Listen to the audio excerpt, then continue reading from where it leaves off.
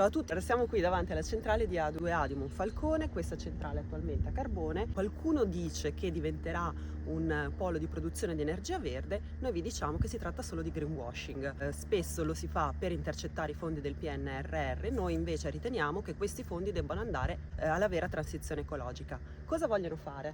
Questa centrale prevalentemente adesso va a gasolio, a nafta e deve essere trasformata a gas, è sempre un prodotto fossile. E noi abbiamo iniziato qua a Monfalcone la battaglia su A2A nel 2012 sul dismettere la centrale a carbone. Veniva riproposta a gas con un termine limitato che doveva essere intorno al 2025 e il prossimo anno questa continuerà ad andare avanti a gas. Anche perché qui vorrebbero fare produzione di idrogeno, dicono che sia verde per questo, in realtà si tratta di idrogeno prodotto col gas, quindi non è idrogeno verde, la soluzione è un'altra.